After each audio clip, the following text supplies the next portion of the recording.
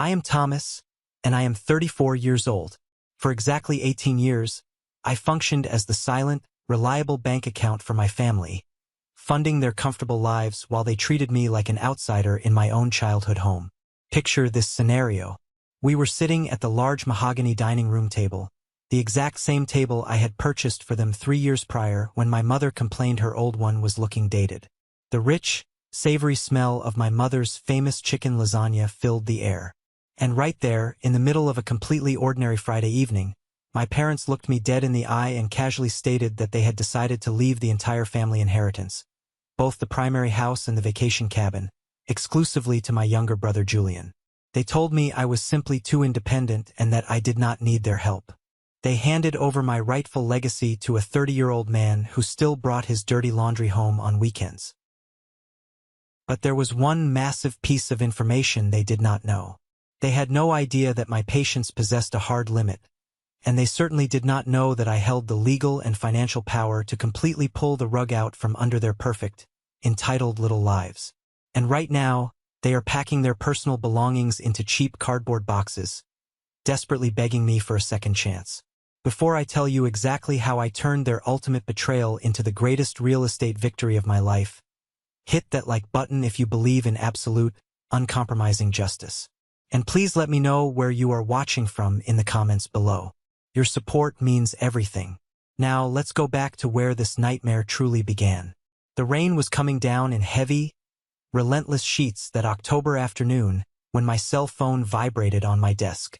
I was sitting in my corner office at the structural engineering firm in downtown Chicago, staring at a highly complex set of blueprints for a new commercial high-rise. My job as a senior structural engineer is to build foundations. I calculate load-bearing walls, assess stress points, and ensure that massive structures can withstand hurricane-force winds and violent earthquakes without crumbling.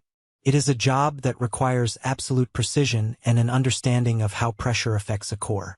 Ironically, the foundation of my own family was entirely rotten from the inside out, and I had been ignoring the structural warnings for years. The caller ID on my screen flashed the word, "Mom." That was my very first warning sign. My mother never called me on a Tuesday afternoon. We had our obligatory Sunday afternoon check-ins, which usually consisted of her giving me an itemized list of things she needed me to pay for, or complaining extensively about the homeowners association.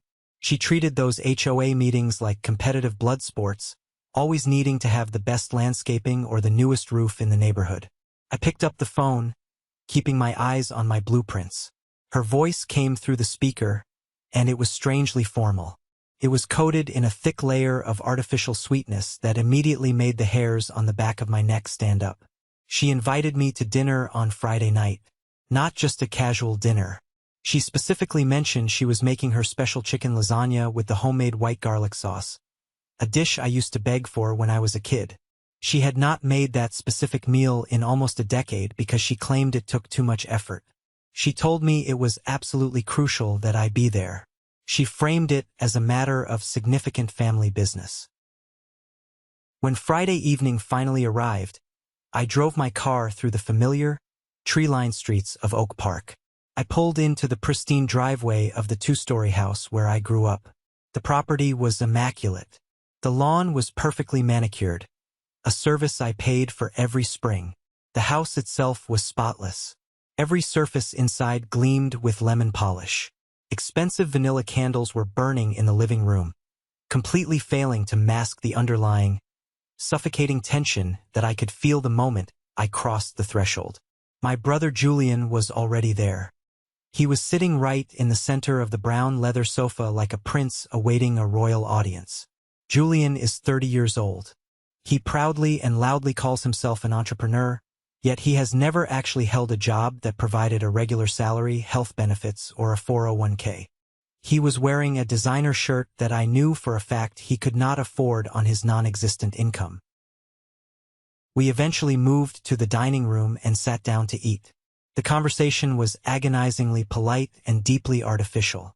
My father, Richard, asked me about my recent projects at the engineering firm. He nodded along with a blank expression as I explained my new responsibilities, though his eyes looked completely glazed over. My mother poured an expensive, heavy bottle of Cabernet Sauvignon that usually only made an appearance on major holidays. Everything felt highly staged, like we were actors reading from a poorly written script. When the dinner plates were finally cleared and replaced with thick slices of tiramisu from the expensive Italian bakery downtown, my father cleared his throat loudly. He sat up completely straight in his chair, adopting the stern, authoritative posture he used to discipline me when I was a rebellious teenager. He announced, with a heavy dose of manufactured solemnity, that they had recently met with their lawyer to officially finalize their will. The air in the dining room grew instantly heavy. I felt my stomach drop into my shoes, an instinctual, physical reaction to the massive shift in the room's energy. I looked over at Julian. He did not look surprised in the slightest. He just swirled the expensive wine in his glass, a small, arrogant, thoroughly satisfied smirk playing on his lips. He already knew. My mother folded her hands neatly on the table, looking at me with an expression of profound, sickening pity. "Thomas, dear," she began, utilizing that condescending, patronizing tone that instantly made me feel like a helpless 12-year-old boy. "After a lot of careful consideration, your father and I have officially decided to leave the Oak Park house, as well as the vacation property up in Wisconsin, entirely and exclusively to Julian." The words hung in the air, echoing violently off the dining room walls. The house I grew up in. The place where I spent countless nights studying until my eyes burned. The vacation cabin where I spent my teenage years working a grueling summer job as a local lifeguard just to help pay the annual property taxes. All of it, gone. Handed over completely to a man who could not even manage to pay his own monthly cell phone bill without asking for an extension. "You will do very well managing the properties, Julian," my father added smoothly, speaking directly to my brother as if I had already evaporated from the room entirely. "It will give you the solid financial foundation you desperately need to finally launch your new startup company." I sat there frozen, my knuckles turning stark white as I gripped the edge of the mahogany table. I slowly turned my head and looked directly at my mother. "And me?" I asked. My voice sounded hollow, distant, like it belonged to a stranger. She offered me another look of deep, patronizing sympathy. "Thomas, you have a fantastic, high-paying salary. You are a senior structural engineer. You own your own beautiful apartment downtown. You have your own independent life and your own savings. You are just too independent. Julian needs this more than you do. He is still finding his way. He is more fragile. You clearly do not need our financial help." Fragile. They were openly calling a grown, 30-year-old man fragile to justify stripping me of my rightful family inheritance. I was not just angry in that moment. I was completely, fundamentally, and irrevocably broken. It was never actually about the monetary value of the real estate. It was about what the money represented. It was the undeniable slap-in-the-face proof that in their eyes, I was not a cherished son. I was a convenient safety net. I was a disposable tool. I realized right then and there that I had spent my entire adult life trying to buy the love and approval of people who were only interested in the contents of my wallet. But they had pushed me too far, and the foundation they thought was so secure was about to collapse right on top of them. To truly comprehend the absolute audacity of what had just transpired at that dinner table, you have to understand the decades of quiet, persistent exploitation that paved the way to this moment. The glaring disparity between Julian and me was not a sudden, unexpected development. It was a slow, deliberate, and highly toxic poisoning of my entire childhood. When I was 16 years old, I spent my summer weekends hauling heavy lumber and carrying rough bricks at local commercial construction sites. My alarm went off at 5 in the morning. I came home with severely calloused hands, smelling constantly of drywall dust and dried sweat, just so I could afford to buy my own school clothes, my own textbooks, and gas money. I even had to buy my own steel-toed work boots because my parents refused to pay for them. They constantly lectured me, telling me it was vital character building. They preached that hard, physical work was the absolute cornerstone of a successful, respectable life. Meanwhile, Julian, who is exactly 4 years younger than me, spent his 16th year playing video games in the air-conditioned basement.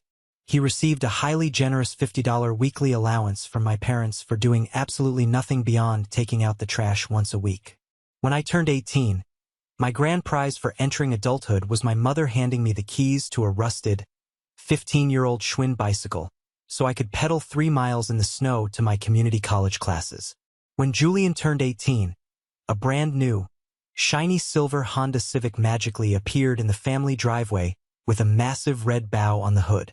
When I questioned the blatant unfairness, my father told me I was being petty and jealous.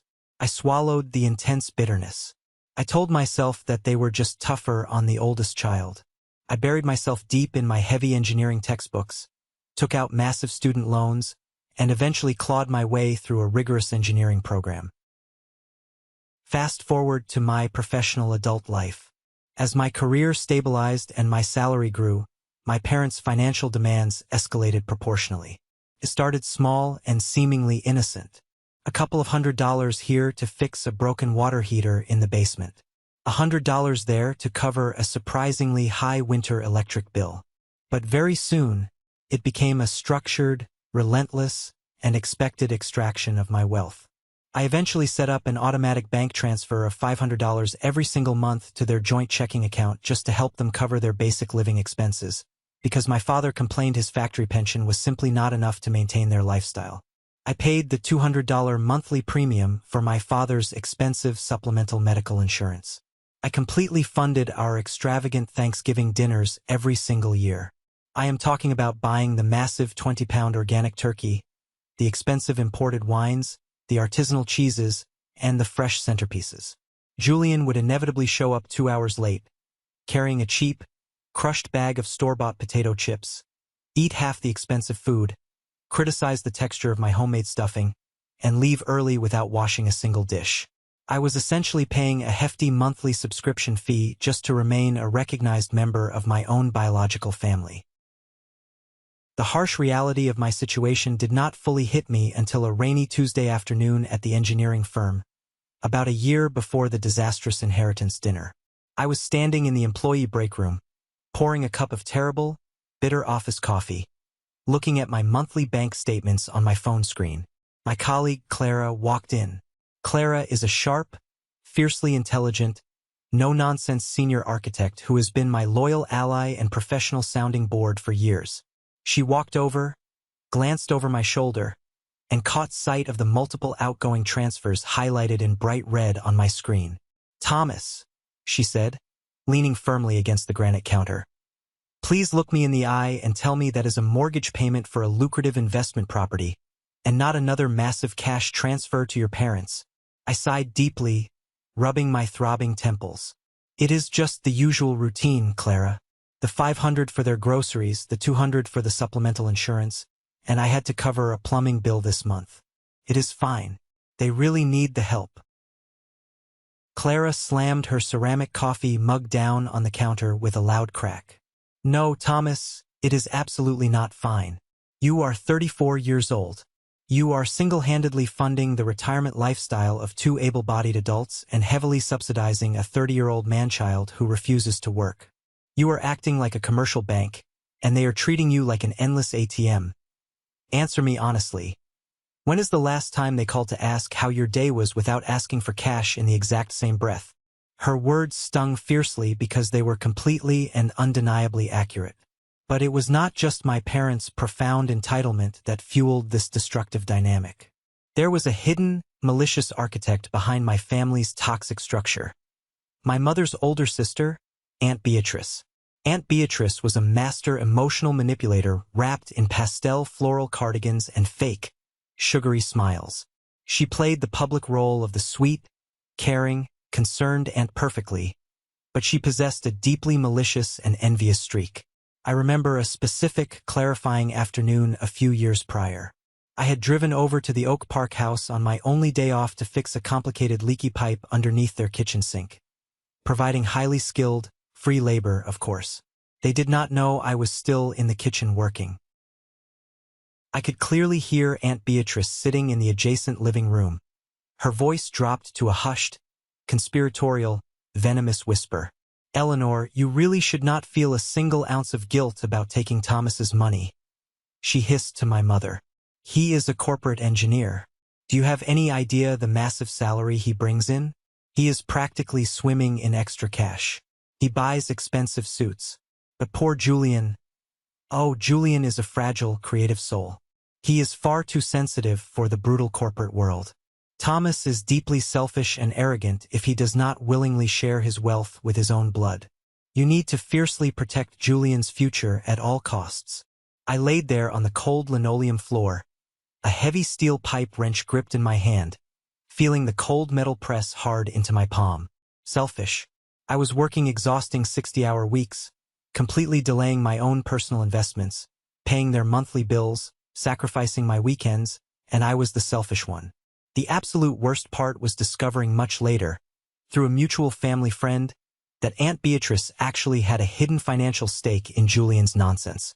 She had foolishly invested $5,000 into one of his failed, ridiculous app startups, a premium dog walking service that never launched, and she was actively pressuring my parents to secure Julian's financial future purely so she could eventually get her own lost money back. She was a financial parasite feeding off another financial parasite. All these heavy, dark memories, all these exhausting years of quiet resentment and continuous financial bleeding, crystallized perfectly in my mind as I sat at that dining room table. They had taken my hard-earned money, my precious time, and my unwavering loyalty, and they had rewarded me by literally handing my childhood home to my brother. The fuse was lit, and the explosion was going to be spectacular. Let me take you right back to the suffocating atmosphere of that dining room, just seconds before I finally walked out. The exact moment my mother delivered the fatal, calculating blow about the inheritance, the room went completely, terrifyingly silent.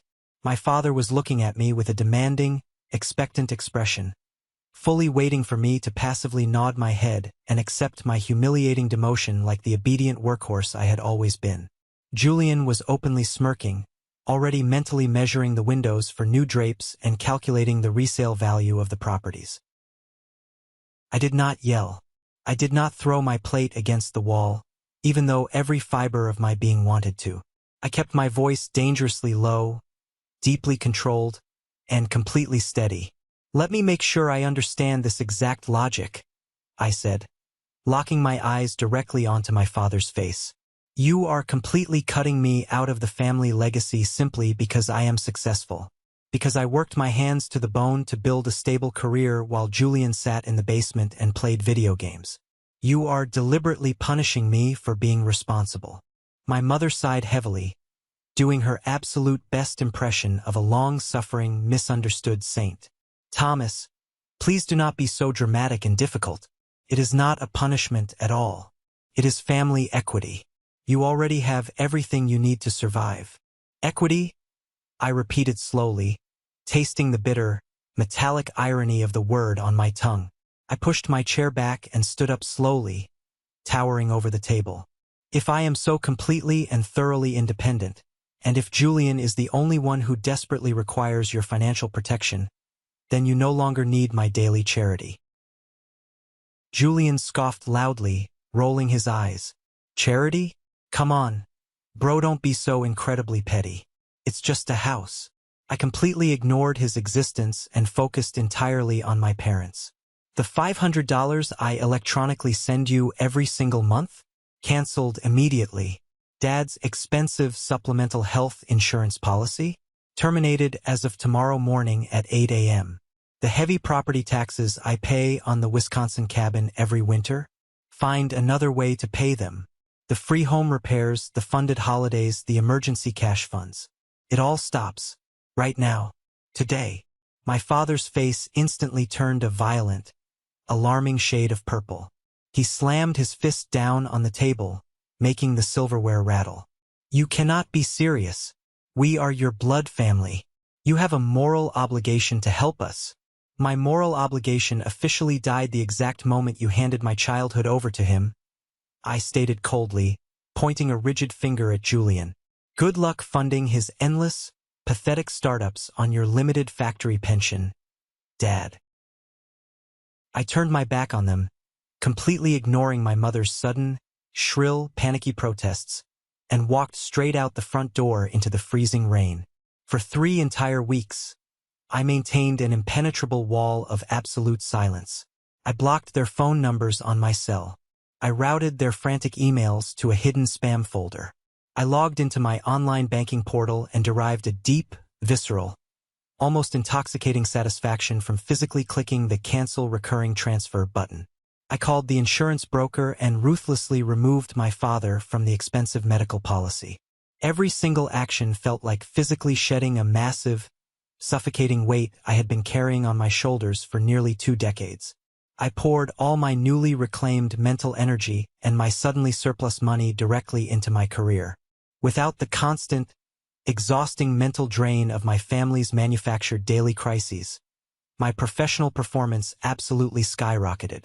The CEO of our engineering firm, Mr. Sterling, a brilliant, imposing, hyperlogical man who valued concrete results above absolutely all else, noticed the immediate shift in my focus. During a major quarterly review meeting in his massive glass-walled office, he did not just offer me a handshake.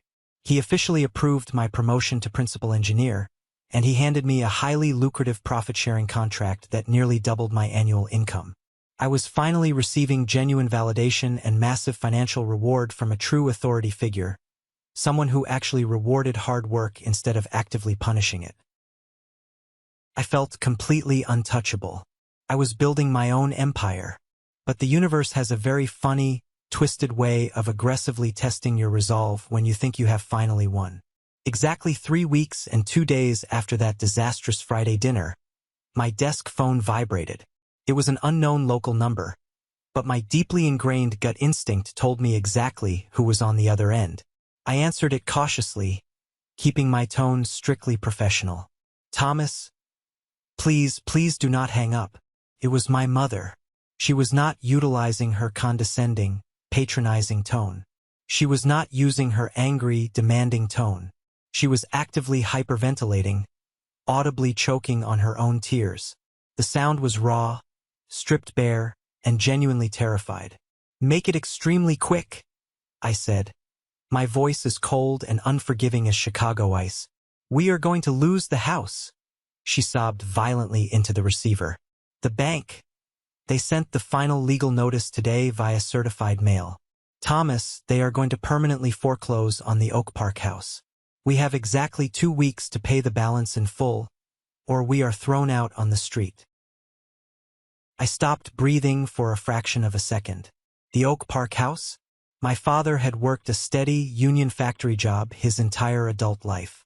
They had owned that specific house for over 20 years. Foreclose? What on earth are you talking about? Dad paid off the bulk of that original mortgage years ago. You own that house. A heavy, suffocating, intensely shameful silence fell over the phone line. We quietly took out a second mortgage," she whispered, the profound shame evident in her cracking, weak voice. "We refinanced the property. We owe $68,000, Thomas. All of it is due right now. The grace periods are completely over. We have terrible credit scores because of late credit card payments. Absolutely no one will give us a personal loan. $68,000. My analytical engineering mind raced at light speed, desperately trying to calculate exactly how 2 retired people living a relatively quiet suburban life could rapidly burn through that much home equity. "Where exactly did the money go, Mom? You do not take luxury European vacations. You did not remodel the kitchen or the bathrooms. Where did $68,000 vanish to?" She started to cry much harder, a pathetic, wailing sound, refusing to answer the direct question. "Tell me exactly where every penny of that money went right now, or I am permanently hanging up this phone and you can start packing your garbage bags tonight." "Julian!"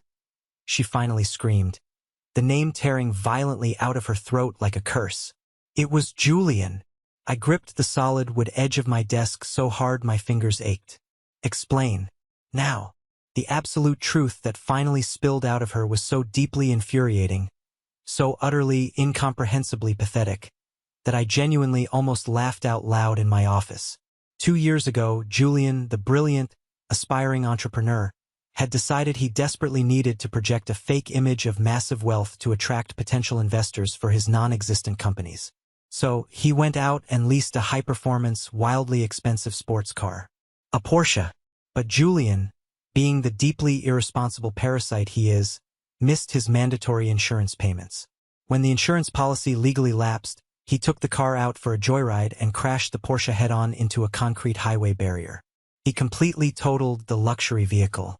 The aggressive leasing company immediately sued him for the full retail value of the destroyed vehicle, plus massive, escalating legal fees. To keep their precious, fragile golden child out of jail and prevent his total bankruptcy, my parents had secretly, quietly remortgaged the family home. They deliberately drained the foundational equity of their own physical shelter just to pay for a totaled luxury car for a grown, 30-year-old man. And now, the catastrophic bill had finally come due. "Thomas, I am begging you on my hands and knees," my mother pleaded, her voice a wet mess. "We have absolutely nothing left. Julian has nothing. If you do not help us pay this, we will be homeless." I sat silently in my corner office, looking out at the sprawling city skyline. I thought about the rusted bicycle I rode through the freezing snow to college. I thought about the painful calluses on my teenage hands. I thought about them arrogantly handing the family inheritance to Julian at that dinner table, knowing full well they had already secretly mortgaged its entire value just to save him from his own stupidity. They were not just leaving me out of the will. They were actively, maliciously trying to pass a hollowed-out, debt-ridden shell of a legacy to Julian, desperately hoping they could eventually guilt-trip me into paying off the massive debt for him when they finally died. I did not feel a single ounce of anger anymore. I felt total, absolute, crystalline clarity. I realized in that exact moment that I held every single powerful card in the entire deck. "I will think about it," I said flatly, and ended the call without another word. I thought the worst family betrayal was over. I was so incredibly wrong. Because the ruthless financial strategy one was about to deploy was not just going to save the physical house. It was going to violently rewrite the entire power dynamic of my bloodline forever. I did not immediately call them back. I deliberately let them sweat in the agonizing, suffocating uncertainty of their impending financial ruin. Instead of rushing to their rescue like the obedient dog they thought I was, I picked up my phone and called Clara's older brother, Marcus. Marcus was a heavy-hitting, ruthless real estate broker in the greater Chicago area. A man who specialized specifically in high-yield investments, foreclosures, and distressed properties. I met Marcus for a late, quiet dinner at an upscale, dimly lit steakhouse downtown.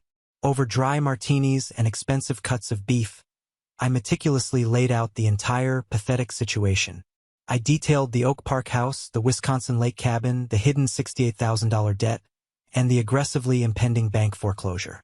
Marcus listened with intense focus, silently tapping his expensive silver pen against his leather-bound portfolio. When I finally finished the story, he looked at me with a sharp, highly calculating, predatory gaze. "Thomas, you are literally sitting on a real estate gold mine," he said, pulling out a yellow legal pad and starting to write rapidly. "Oak Park is one of the absolute hottest rental markets right now for young corporate professionals with families who want good school districts.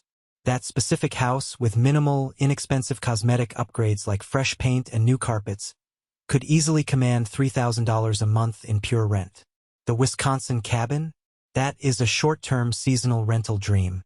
Put it on a vacation rental site, manage it properly, and you are easily clearing $4,000 a month during the peak summer season." He slid the yellow legal pad across the white tablecloth toward me, tapping the circled numbers. $68,000 in debt is absolute pennies compared to the massive equity still locked inside those two properties. If the bank forecloses, your parents lose absolutely everything, their credit is destroyed forever, and the bank wins the house. But if you step in and pay off the debt, you should not just be bailing them out of the goodness of your heart. You should be aggressively acquiring the assets. It was a profound, life-altering light bulb moment. I was not going to be their tragic savior anymore. I was going to be a cold, calculating real estate investor. The very next morning, I scheduled an urgent, mandatory meeting with Lawyer Vance, the ancient, distinguished, highly traditional attorney who had handled my family's legal affairs for decades. Sitting in his stuffy, mahogany-paneled office, completely surrounded by towering walls of dusty legal books, I coldly outlined my strict terms. Vance looked incredibly uncomfortable, shifting nervously in his squeaky leather chair and wiping his thick glasses repeatedly with a handkerchief. "Thomas, my boy," Vance stammered, looking at me as if I had grown a second head. "This is highly irregular and incredibly aggressive. You are actively asking to completely strip your parents of their legal ownership of their primary residence under extreme financial duress. I am generously offering to pay off a $68,000 debt that they absolutely cannot service, saving them from immediate bankruptcy and public eviction." I corrected him, leaning forward and placing my hands flat on his desk. "This is a clean, straightforward financial transaction, Mr. Vance. I want you to draft the paperwork today. Make it ironclad. I want quitclaim deeds for both properties, transferring sole, exclusive 100% ownership directly to me. Not a family trust. Not a shared deed with Julian. Mine. Completely mine." While Vance was reluctantly drafting the severe legal documents, the universe threw one last, pathetic, predictable obstacle in my path. I received a sudden text message from Chloe, Julian's incredibly bitter, manipulative ex-girlfriend. She had apparently caught wind of the massive family crisis through the local grapevine. Chloe was a nasty piece of work, a woman who always looked out for number one and loved to stir up toxic drama. Her text message read exactly like this: "I know all about the crashed Porsche, Thomas. I know your parents committed a minor form of mortgage fraud on the bank application to get that loan money for Julian. Pay me 10 grand in cash by Friday, or I call the bank manager and the local police and report the fraud." She was literally trying to blackmail me. My own useless brother's ex-girlfriend was trying to extort me for cash while my family burned to the ground. I did not panic. I did not even blink. I calmly took a high-resolution screenshot of the text message, sent it straight to my engineering firm's ruthless corporate litigator, and had him draft a terrifying, legally binding cease and desist letter. The letter explicitly outlined the severe federal and state prison penalties for criminal extortion and blackmail. I emailed a PDF of the aggressive letter to Chloe with a single, chilling sentence: "Direct all future communication to my legal counsel." She blocked my number within 5 minutes and completely vanished into the ether. The trash was efficiently taking itself out. With the heavy legal paperwork finalized by Vance and my finances perfectly aligned, I finally picked up my cell phone and called my parents' house. It had been exactly 48 torturous hours since my mother's desperate, sobbing plea for help. My father answered on the very first ring. He sounded physically exhausted, completely defeated, and incredibly old. The arrogant, dismissive patriarch from the dinner table was entirely gone. "Thomas," he rasped, his voice shaking, "please tell me you will help us. We have absolutely nowhere else to turn. The bank manager, Mr. Davis, refuses to extend the payment deadline by even a single day. We are completely ruined." I kept my voice devoid of any warmth or emotion. I spoke with the clinical, detached precision of an engineer discussing load-bearing concrete walls. "I have a permanent solution, Dad. I will wire the entire $68,000 to the bank directly from my account. I will clear the debt entirely. You will not face bank foreclosure." I heard a massive, shuddering, wet gasp of relief from the other end of the line. I heard my mother loudly crying in the background, thanking God. "Oh, thank God." My father wept openly. "Thank you, son. You are a good boy. We will immediately put you back in the will.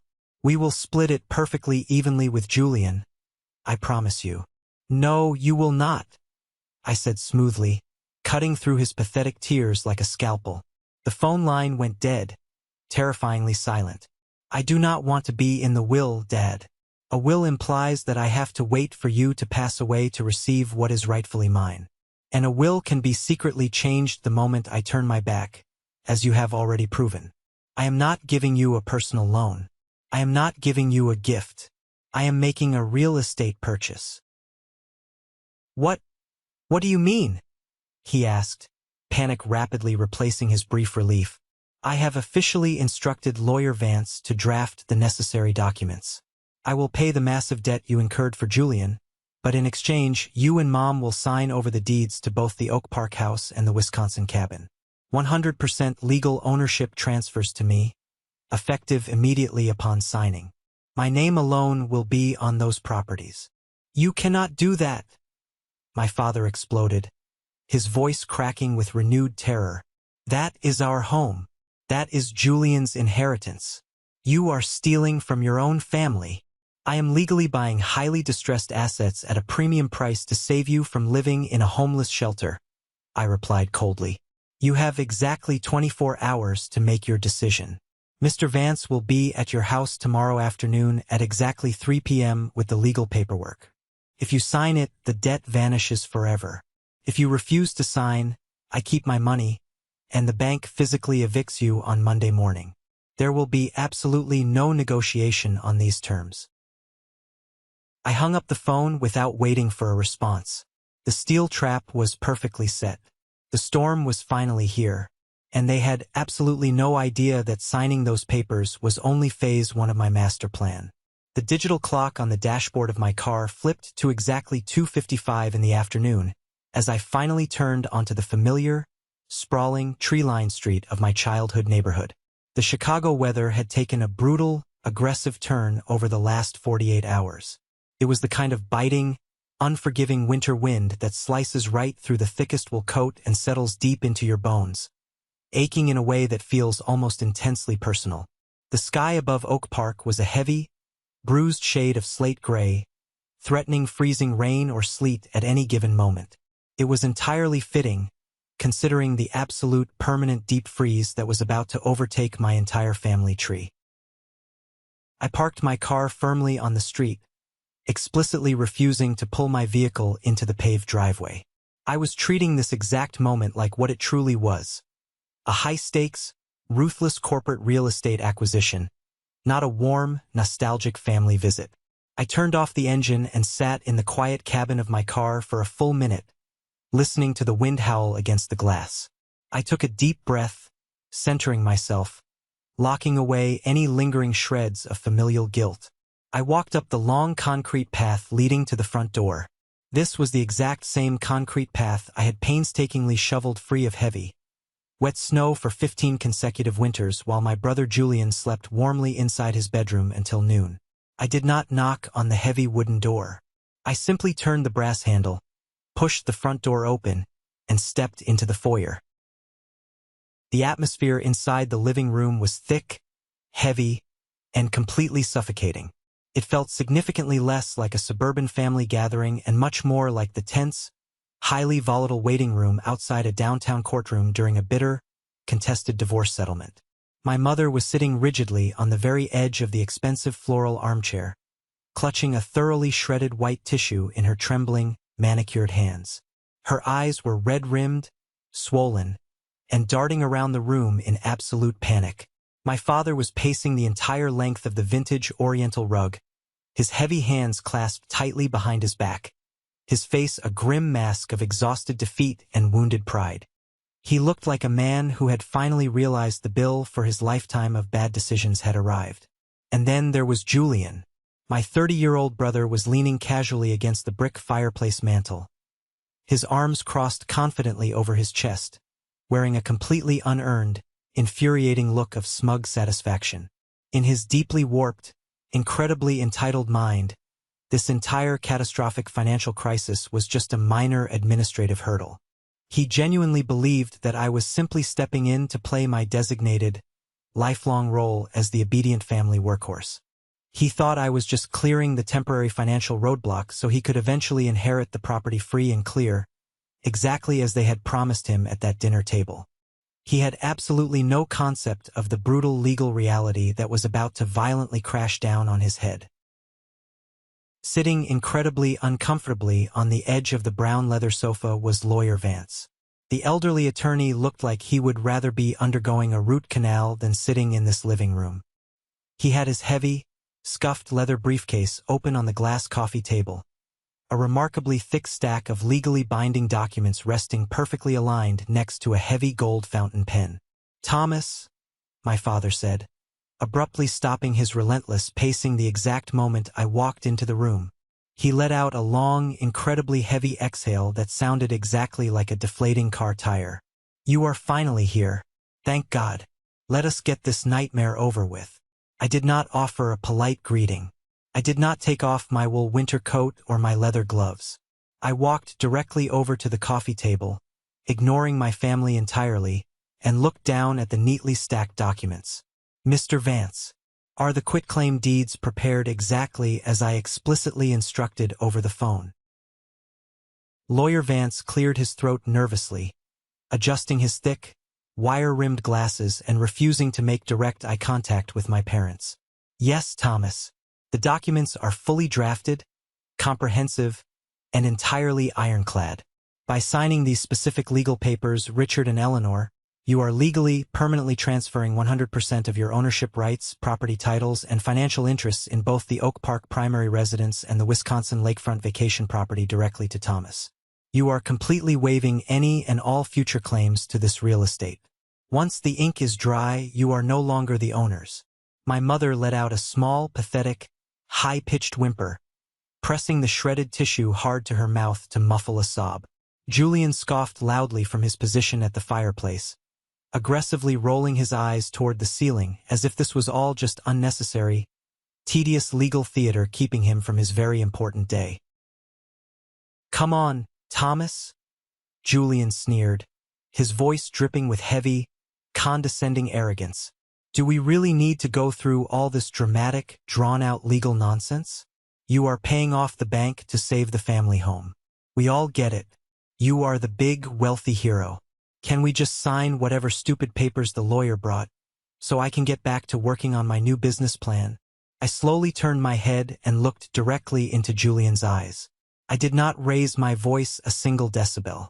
I spoke with the terrifying, absolute calm of an impending avalanche. "You do not have a business plan, Julian. You have a massive mountain of debt, a completely totaled Porsche, and a fabricated resume. And you are not signing a single thing today because you do not own anything. You are just a spectator in my transaction." Julian's smug, arrogant smile faltered for a fraction of a second, a very brief flash of genuine, unmasked uncertainty crossing his face before he quickly masked it with defensive anger. He pushed off the brick mantle and took an aggressive step toward me. "Watch your mouth, bro. That is my rightful inheritance you are talking about. Mom and Dad promised it to me." "Not anymore," I stated coldly, turning my attention entirely back to my father, who was watching the exchange with wide eyes. "The deadline is right now, Dad. I have the wire transfer completely queued up on my banking application on my phone. The funds are ready to instantly hit the bank manager's desk and clear the account. The exact moment you and Mom physically sign those papers and Mr. Vance officially notarizes them, the $68,000 debt vanishes into thin air. The bank lawsuit goes away permanently. You are clear.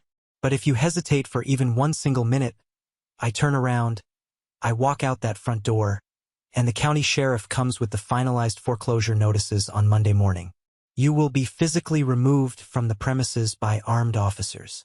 My father looked down at the thick stack of papers, then looked back up at me. His eyes were wide, filled with a desperate, unspoken, pathetic plea for mercy. He was frantically searching my face, desperately looking for the obedient, pushover son who used to hand over his hard-earned paycheck without a second thought. But that son was dead and buried. I stared back at him with the cold, calculating, dead eyes of a man who finally knew his absolute worth in the marketplace. Slowly, with a violently trembling hand, my father reached out across the glass table and picked up the heavy gold pen. He leaned over, his shoulders slumped in total defeat, and signed his name on the designated, highlighted lines. The loud scratching sound of the metal nib against the thick, crisp paper was the only noise in the entire room. He handed the pen to my mother without looking at her. She was shaking so violently I thought she might drop the pen onto the rug, but she managed to scratch out her messy signature next to his on both sets of deeds. Lawyer Vance meticulously checked the signatures, pulled his heavy metal notary stamp from his leather briefcase, and stamped the documents with a loud, definitive thud. "It is officially done," the attorney announced quietly, quickly packing the papers into his bag as if they were on fire. "The properties now belong entirely and legally to Thomas." I pulled my cell phone from my coat pocket, opened my secure banking application, and authorized the massive wire transfer. Within 30 seconds, I received the digital confirmation receipt from the commercial bank. The crippling debt was entirely wiped out. The atmosphere in the living room instantly shifted. The crushing, suffocating weight of the impending bank foreclosure evaporated from the air. My father collapsed back into his armchair, wiping a thick sheen of sweat from his forehead. My mother buried her face in her hands, openly sobbing with absolute, unadulterated relief. Julian walked over to the leather sofa and threw himself down heavily, stretching his legs out and putting his expensive sneakers right on top of the glass coffee table. "Well, man, that was incredibly stressful," Julian declared, casually lacing his fingers behind his head and letting out a loud laugh. "Good looking out, bro. I knew you wouldn't actually let the bank take my house away. Mom, dry your tears. What is for dinner? I am absolutely starving. This drama really worked up my appetite." They genuinely thought the transaction was entirely over. They honestly thought they had successfully manipulated the system again, sacrificing a tiny little bit of pride and signing some paper to maintain their exact same comfortable, subsidized lifestyle. They truly believed they could just go right back to living in my newly acquired house, entirely rent-free, while I silently shouldered the massive financial burden of their catastrophic mistakes. It was the ultimate, blinding trap of their own staggering complacency. I reached deep into the inner breast pocket of my wool coat. I pulled out a crisp, bright white, sealed legal envelope. I held it up between my index and middle finger, the stark whiteness of the paper catching the ambient light of the room. "We are absolutely not finished," I announced. My voice cut through their premature relief like a serrated surgical blade. My father looked up, his brow heavily furrowed in deep confusion. "What on earth do you mean, Thomas? The bank is paid in full. The legal papers are signed and notarized. The nightmare is over."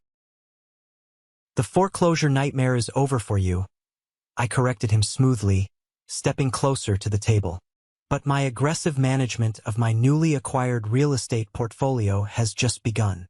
I tossed the white envelope onto the glass coffee table. It landed with a soft smack exactly where the property deeds had been sitting moments before. "That is an official, legally binding 30-day notice of eviction. You have exactly 1 month from today to pack all of your personal belongings, clean the property, and completely vacate my real estate." The silence that followed was absolute. It was the kind of profound, deafening, terrifying silence that happens immediately after a bomb detonates, right before the physical shockwave hits your chest. My mother slowly lowered her hands from her tear-stained face, staring at the white envelope as if it were a highly venomous snake poised to strike. "Eviction?" she whispered, the horrible word barely making it past her trembling lips. "Thomas, what in God's name are you saying to us?" "I am saying very clearly that I am not running a charity organization," I replied, my voice echoing loudly and firmly in the quiet room. "I just invested a massive amount of my own capital to secure this distressed asset. I already have a highly qualified, background-checked family prepared to sign an ironclad 2-year lease on this house at $3,000 a month. They are physically moving their furniture in on the 1st of next month." Julian sprang up from the leather sofa like he had been electrocuted, his face contorted with absolute, unhinged, violent rage. "You cannot do that. Are you insane? This is our home. You cannot kick our own parents out onto the freezing street. You are a sick, twisted monster." I turned slowly to face Julian, feeling a deep, dark, incredibly satisfying sense of pure victory wash over me. "I am not kicking them out onto the freezing street, Julian. I generously gave them 30 days to secure a new, affordable apartment. And let us be perfectly crystal clear about the reality of this situation. If I did not step in today and wire my own money, The commercial bank was going to kick you all out on Monday morning with zero notice, escorted by police with permanently ruined credit. I actually gave you a 30-day extension to pack your bags." My father stood up rapidly, his fists clenched tightly at his sides, his face turning red. "Thomas, you lied to us.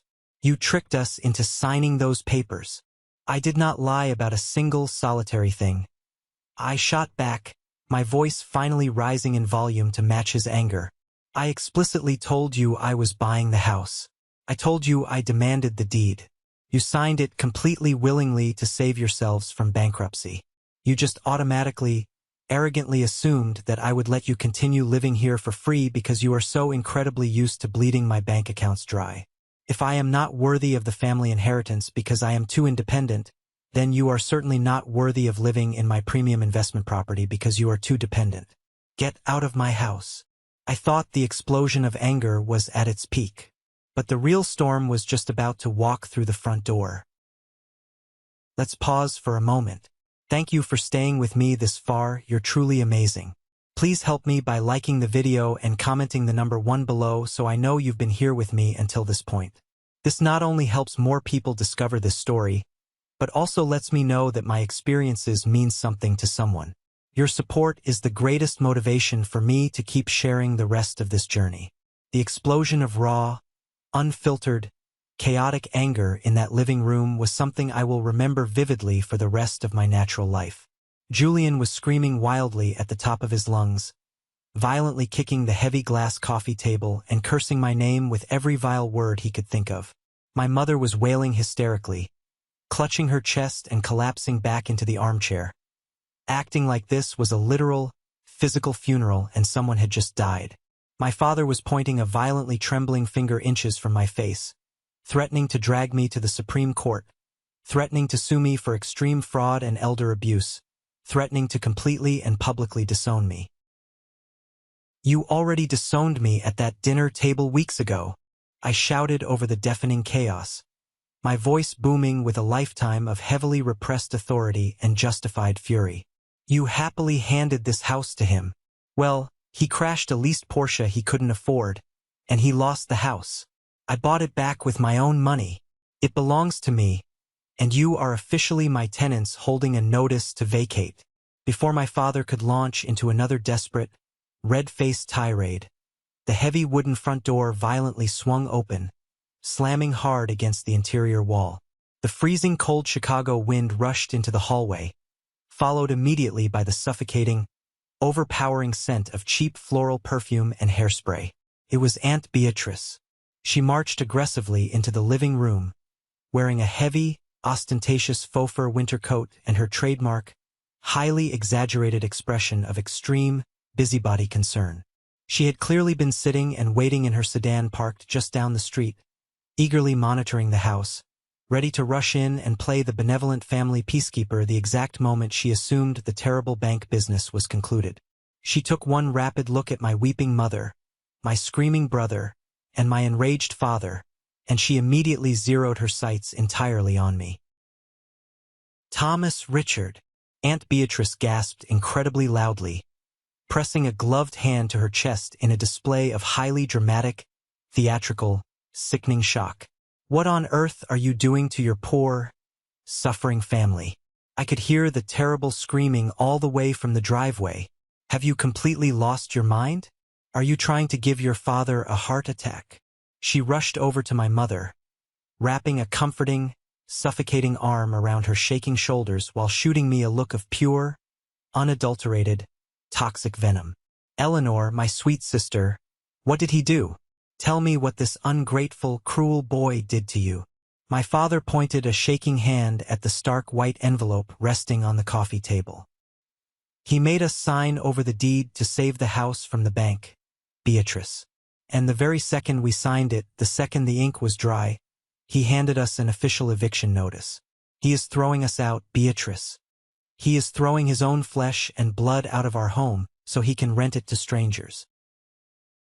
Aunt Beatrice gasped again, her eyes widening in mock, exaggerated horror. She turned to fully face me, her features twisting into a repulsive mask of righteous indignation.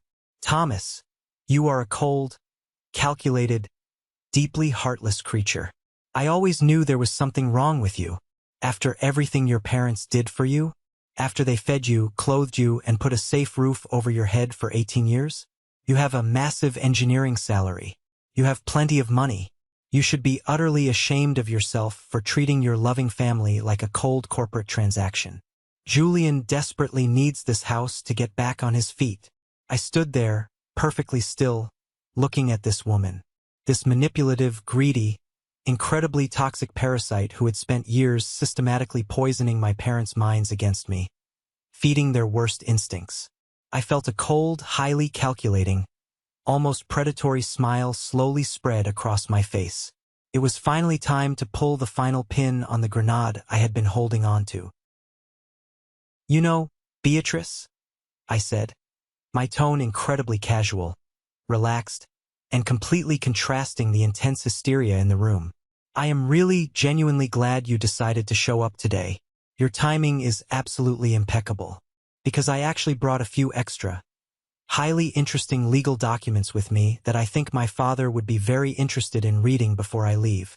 I reached deep into my coat pocket one last time and pulled out a thick, neatly folded, heavy stack of printed legal and financial papers. I had asked my firm's corporate litigator to do a deep, comprehensive, forensic background dive into Julian's failed business ventures immediately after Chloe tried to blackmail me. I wanted to know exactly where every dollar of that Porsche money and his startup funds had actually come from. What the brilliant lawyers found was an absolute, undeniable goldmine of internal family betrayal. I unfolded the thick stack of papers and held them up in the air.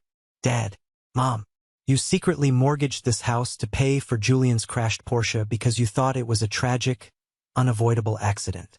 You thought he was just a struggling, earnest entrepreneur who made a youthful mistake. But did you ever stop and wonder exactly why Aunt Beatrice was always so incredibly, aggressively supportive of Julian's ridiculous business ideas? Did you ever wonder why she constantly, relentlessly whispered in your ear, telling you to cut me out of the inheritance to protect him?"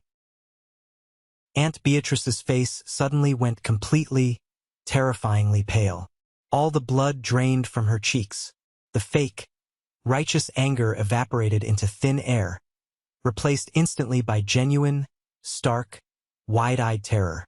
She quickly let go of my mother's shoulders and took a rapid step backward, distancing herself. "Thomas, do not be absolutely ridiculous. This is a private, sensitive family matter. Do not drag me into your cruel, vindictive games. You dragged yourself in years ago when you decided to play financial advisor with my money." I snapped, my voice cracking like a whip. I turned directly to my father and shoved the stack of papers into his chest. "Read the highlighted sections, Dad. Read them right now. These are the official state corporate registration documents and the certified financial ledgers for Julian's last 3 failed startup companies. The premium dog walking app that never launched, the organic energy drink brand that failed health inspections, and the fake cryptocurrency consulting firm." My father, deeply confused and disoriented by the sudden shift in focus, took the heavy papers. He pulled his reading glasses from his shirt pocket with trembling fingers and started scanning the pages. Julian suddenly went incredibly, unnervingly quiet, his eyes darting frantically toward the front door as if calculating his chances of escaping the room before the bomb detonated. "Look closely at the registered list of initial seed investors," I instructed my father, pointing at the page. My father's tired eyes tracked slowly across the printed page. He stopped abruptly. He blinked rapidly, pulled the glasses down slightly to rub his eyes, and read the specific line again to ensure he wasn't hallucinating. He looked up, his face a picture of absolute, unadulterated, world-shattering shock. "Beatrice, you invested $25,000 into these fake companies." My mother gasped loudly, turning to look at her sister with total disbelief. You explicitly told us you were completely broke. You told us you could not help us with the mortgage payment because you had absolutely no savings left from your divorce." "Oh, it gets much, much better, Mom," I continued relentlessly, showing absolutely no mercy. "Turn to the second page, Dad. Look at the legal corporate structure they filed. My father flipped the page, the paper crinkling loudly in the tense silence. His hands were shaking again, but this time it was absolutely not from fear. It was from pure, radiating, white-hot fury. Beatrice is legally listed as a 40% equity partner. She held a priority lien against Julian's future personal assets. Exactly, I said, my voice echoing with crushing finality in the living room. Aunt Beatrice did not want you to give Julian the Oak Park house and the Wisconsin cabin because she cared deeply about his fragile, creative soul. She actively, deliberately convinced you to cut me out of the will, and she actively convinced you to give Julian absolutely everything, because Julian secretly owed her $25,000. She knew for a fact that the only way she would ever get her lost money back from his catastrophic failures was if Julian suddenly, magically owned hundreds of thousands of dollars in liquid real estate. She was using you, Dad. She manipulated you into betraying your own son so she could secure her own terrible investment. You sold me out for a woman who was actively conning you. The silence in the room was absolute. It was suffocating, heavy, and completely toxic. My father slowly lowered the stack of papers to his side. He turned his head very slowly and looked directly at Aunt Beatrice. The look in his eyes was absolutely terrifying. It was the devastating look of a man who realized he had literally burned down his entire life, destroyed his relationship with his only successful son, all for a pathetic, greedy lie. Richard, please, you have to understand, Aunt Beatrice stammered, holding her hands up defensively, backing toward the hallway. It was just business. I was trying to help the boy learn financial responsibility. You know exactly how Thomas is. He is too independent. He is arrogant. He does not need the money. Get out, my father growled. The guttural sound originated deep in his chest, like an angry animal.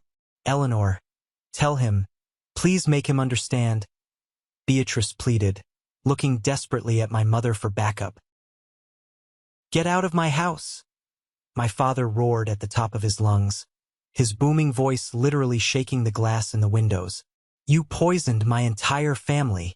You convinced me to cut my own flesh and blood out of his legacy so you could line your own greedy pockets. Get out before I physically throw you out into the street. Aunt Beatrice scrambled backward in absolute panic, grabbing her purse from the credenza and practically running out the front door, slamming it shut so hard the walls vibrated.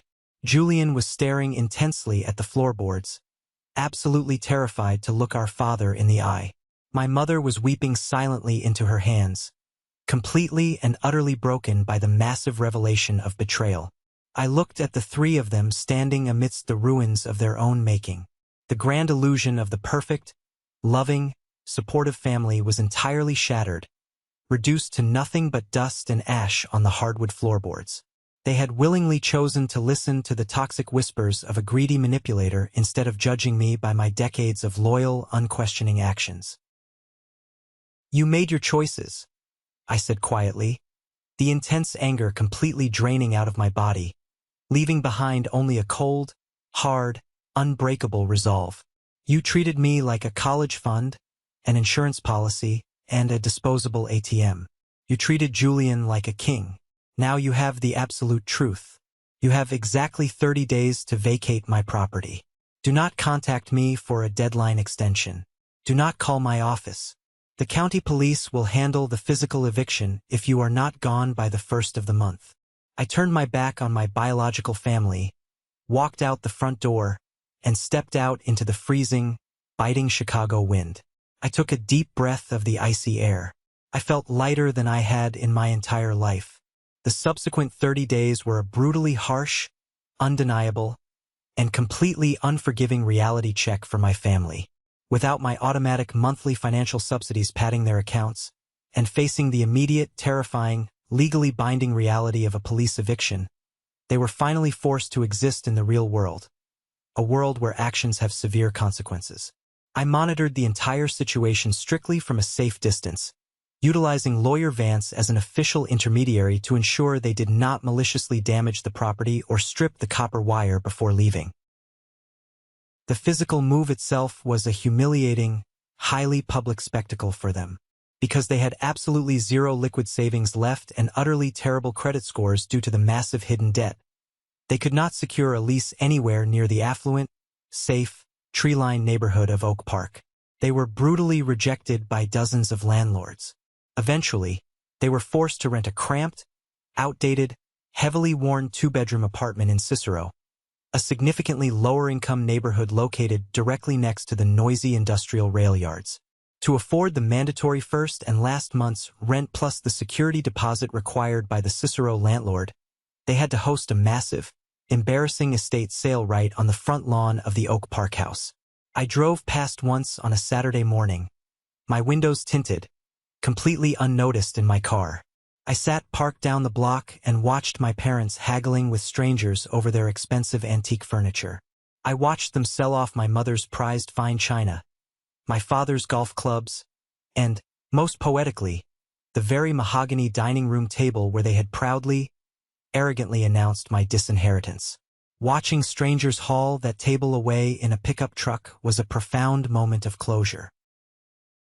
But the most spectacular, deeply satisfying downfall belonged exclusively to Julian. Without the luxurious Oak Park house to live in entirely for free, and with my parents' limited factory pension stretched to the absolute breaking point just to cover the cheap rent and utilities in Cicero, Julian was finally permanently cut off from the endless gravy train. There was no extra room in the Cicero apartment for his gaming setup. He could no longer sit in a finished basement and pretend to be an elite entrepreneur. He was faced with the very real, immediate threat of homelessness and starvation. Forced into a tight corner by the basic human instinct for survival, Julian had to abandon his massive, unearned ego. He actively applied for dozens of corporate jobs and was routinely, laughably rejected because his resume was a fictionalized joke filled with failed, unregistered LLCs. Eventually, the manager of a local, run-down, incredibly gritty gym in a bad part of town took pity on him. The golden child, the fragile soul who was supposed to inherit hundreds of thousands of dollars in prime real estate, was hired as a minimum-wage sanitation worker. He spent his long, grueling days wiping down sweaty weight benches, plunging clogged toilets, mopping the grimy locker room floors, and handing out clean towels to people who didn't even look at him. He was 30 years old, taking harsh orders from 20-year-old college students, finally learning the brutal, exhausting value of a single hard-earned dollar. While their comfortable world collapsed into necessary chaos, my world rapidly and exponentially expanded. Exactly on the 31st day, I took physical, legal possession of the Oak Park house. The locks were changed immediately. I brought in a professional contracting crew. We painted the dated walls a modern, clean, neutral gray, ripped out the old, stained carpets, and professionally polished the original hardwood floors until they shined like glass. Less than 2 weeks later, the Mitchell family moved in. They were a wonderful, hard-working, dual-income couple with 2 young, polite daughters. They treated the house with genuine respect and gratitude, something my own flesh and blood had never bothered to do. The Wisconsin cabin underwent a similar, highly profitable transformation. I hired a local, aggressive property management company to run it exclusively as a short-term vacation rental. Because of the prime, highly sought-after lakefront location and some modern aesthetic upgrades I funded, it was booked solid throughout the entire peak summer season, generating premium nightly rates. The financial return was absolutely staggering. Between my massive, newly increased salary as a principal engineer at the firm and the lucrative, consistent passive income actively streaming in from the 2 properties, my bank account swelled to numbers I had never seen. I did not waste the capital on flashy cars or expensive watches. I used the robust cash flow and my impeccable, pristine credit score to secure a commercial mortgage. I purchased my 3rd property, a large multifamily duplex in a rapidly gentrifying neighborhood near the city center, and immediately rented both updated units to young professionals. I was no longer just an engineer calculating structural loads. I was building a tangible, resilient, highly profitable real estate empire. I had successfully, methodically transformed the ultimate familial betrayal, the worst moment of my life, into the foundational bedrock of my total financial independence. I had cut the massive dead weight that was holding me down, and I was finally soaring higher than I ever thought possible. 3 complete, highly transformative years passed since the cold day I handed them that white eviction envelope. Time is a remarkable, highly efficient emotional filter. It strips away the blinding, chaotic heat of immediate anger and leaves behind only the cold, hard, undeniable truths of reality. I was now 37 years old. I officially owned and managed 6 highly profitable residential properties across the greater Chicago area, creating a massive portfolio of wealth. I had officially stepped back from the grinding, exhausting 60-hour work weeks at the engineering firm, transitioning smoothly into a highly paid, specialized consulting role that allowed me to dictate my own hours and focus primarily on expanding my real estate investments. I was wealthy, I was incredibly healthy, and most importantly, I was entirely at peace with the silence in my life. My parents had quietly, inevitably adapted to their new, highly restricted reality in Cicero. The harsh, abrupt transition had aged them significantly, adding deep lines to their faces and a stoop to their posture. But it had also forcibly humbled them. About 2 years into the strict estrangement, I received a handwritten letter in the mail. It was from my mother. It was not a demand for cash. It was not a manipulative guilt trip engineered by Aunt Beatrice, who had completely vanished from their lives the moment the money dried up. It was a raw, deeply painful, profoundly sincere apology letter. She admitted in shaky handwriting that they had taken me completely for granted for decades. She admitted that they had been entirely blinded by their desperate desire to coddle Julian and protect him from the world, and that they had committed a terrible, unforgivable injustice against me. I read the letter twice, sitting quietly in my office. I folded it neatly, placed it in a desk drawer, and closed it. I forgave her in my heart, freeing myself from the heavy, lingering resentment that had poisoned my youth, but I did not invite them back into my life. Forgiveness does not require reconciliation. A repaired bridge can still lead you straight back into a highly dangerous neighborhood. The most surprising, genuinely shocking development, however, came from Julian. On a crisp Tuesday morning, I was sitting in a local downtown coffee shop, reviewing a complex commercial lease agreement on my laptop while drinking a black coffee. A tall shadow fell over my table, blocking the sunlight. I looked up and saw my brother standing there. He looked entirely different. The arrogant, smug, entitled smirk was completely gone. He was wearing a simple, clean, perfectly ironed uniform polo shirt with the logo of a large, highly respected regional fitness chain. His hands looked rough and calloused. His posture was straight and confident, and there was a quiet, grounded maturity in his eyes that I had absolutely never witnessed before. "Thomas," he said quietly, gripping the back of the empty chair opposite me. "Do you have 5 minutes for me?" I studied his face for a moment, looking for the old manipulation, but found none. I closed my laptop slowly. "Sit down, Julian." He ordered a black coffee, paying for it himself with a debit card, and sat across from me. He looked down at his calloused hands for a long moment before speaking. "I am the general manager of the Southside branch now," he said, not bragging, just stating a concrete fact. "I manage a staff of 30 employees. I balance the weekly payroll. I work 50 hours a week, every single week." "Congratulations," I said honestly, leaning back. "That is a real, tangible achievement." Julian looked up, meeting my eyes directly for the first time in years. "I hated you for the first year, Thomas. I hated you with a burning passion I did not know existed. When I was scrubbing filthy toilets at minimum wage, plunging drains, and getting yelled at by teenagers, I blamed you for entirely destroying my perfect life." He took a deep, shuddering breath. "But I realized something a few months ago when I got my promotion and signed the lease for my very own, independent apartment.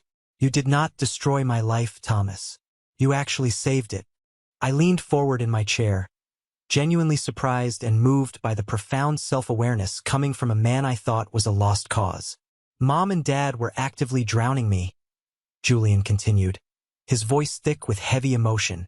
"They were loving me to death, as long as they kept paying my bills, hiding my mistakes, and telling me I was a misunderstood genius. I was never going to achieve a single thing. I was going to be a pathetic 50-year-old man living in their basement, waiting for them to die so I could inherit a house I did not earn. You kicking us out. You forcing me to face the brutal, unforgiving reality of the real world. It was the most truthful, necessary, loving thing anyone has ever done for me. You forced me to grow up. So, I just wanted to look you in the eye, man to man, and say thank you. We talked for 20 minutes. It was the first genuinely honest, authentic, adult conversation we had ever shared in our entire lives. When he finally stood up to leave to go back to his job, we shook hands. It was a firm, respectful, equal handshake between two independent men. I walked out of the coffee shop into the bright, warm Chicago sunshine, feeling a profound, overwhelming sense of closure. Sometimes, the absolute greatest, most profound act of love you can offer your family is refusing to participate in their toxicity. Establishing ironclad boundaries is often viewed as incredibly cruel by those who benefit greatly from your lack of them. They will call you selfish, they will call you cold, and they will try to guilt you into submission using the concept of family obligation. But saving yourself is never a crime.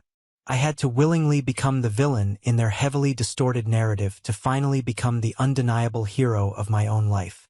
And in doing so, I accidentally gave them the ultimate priceless gift: true accountability. Have you ever faced something incredibly similar with your own family? Have you ever had to draw a hard, unforgiving line to protect your own future and your own sanity? Share your story in the comments below, and don't forget to like and subscribe so you don't miss the next journey.